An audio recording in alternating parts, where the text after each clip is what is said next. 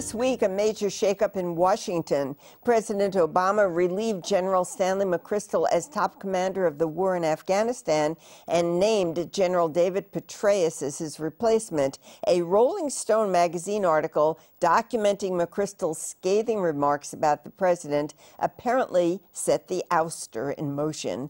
So with us is Tony Perry, San Diego bureau chief for the LA Times, who has been embedded with the Marines in Iraq and Afghanistan during the course of the war.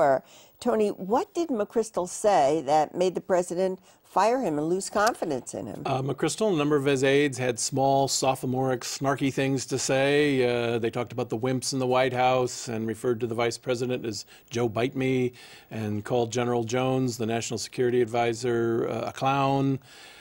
Sophomoric stuff like that, but the sum of it was that it brought into question in the commander-in-chief's mind his judgment, and he lost confidence in him, and he relieved him. So San Diego does have a significant stake in this war. What could the removal of General McChrystal have on our local military community? Not a single thing. Really? We have 10,000 Marines from Camp Pendleton in Afghanistan, and each one of them got up the day after McChrystal was relieved and went out and did their duty as they do it at 110%. It just doesn't work that way. These are dedicated young men and women. They do their jobs, and they're going to push this mission just as hard and fast as they can. And I'm sure the same is true of the Army troops. The top man has more to do with maintaining the confidence in Washington, maintaining the confidence of the American public. And that's why the selection of Petraeus is seen as a smart one. He's able to do both. He's got respect of the troops, but also respect in Washington and the population in America. So I'm going to press you a little bit more on this. So no Marines, no soldiers are saying anything to you about this story? Not the Marines. He's an Army general, so the Marines probably have an undifferentiated view of Army generals. One or the other doesn't make a difference. I'm sure he has his followers who are very upset that he has been relieved, but they're professionals and they'll go out and do their job. On the other hand, he probably has his critics too, and they'll go out maybe and be even more enthused, so a net sum of zero.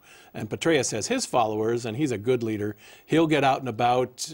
He'll make himself known. He'll follow the same game plan that McChrystal had, the counterinsurgency plan. Tweak it a bit, I'm sure, as events dictate, but no great wrench. A change in personality or personnel, but not policy, as the president said. In terms of Petraeus, but troops are taught not to challenge their leaders and not to undermine the chain of command. And one would think that, you know, hey, this happened at the top. It must make a difference. It must in some ways, yes. They're told, speak when spoken to. You can vent your views when asked, but don't go out and spread dissension, and don't talk to the press in a trashy sort of way. Yeah, that's probably it. What access the writer had to the general? Extraordinary. They bumped into each other in an airport lounge, apparently. In Europe, they were grounded because of the Iceland volcano ash. So they had a lot of time together, and they got palsy-walsy, and it continued back to Afghanistan with the result that we now know. Let's talk a little bit more about strategy. The president has been talking about starting to withdraw the troops from Afghanistan in July. And, you know, there was some hesitation as to whether that's such a great idea. Is General Petraeus really on board on that one? Well, he testified just, a week ago, and he is aboard to this extent, that that's a target and it will be events-based, reality on the ground.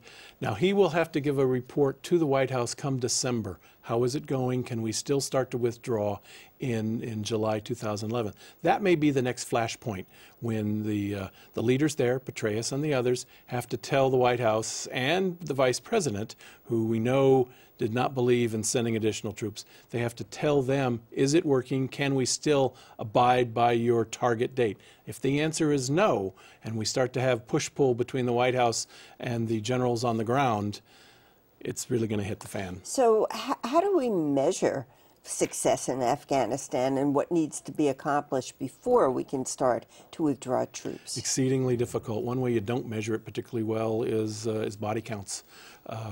There is no worse way to decide who's winning and who's losing than how many people are dying. Now, it may be a wonderful way to decide, is it worth it? Should we be bearing these U.S. casualties at this level? Is it worth it? That's a political question. But who's winning cannot really be determined by body count. We learned that in Vietnam. Afghanistan is particularly difficult to gauge, given the terrain, given the size, given how split up this country is into tribes and regions, and how volatile it is. An exceedingly difficult situation to assess. As one general said, I don't really know success until I see it. When I see it, I'll let you know. Doesn't sound very scientific, but I thank you very much, Tony Perry. My pleasure.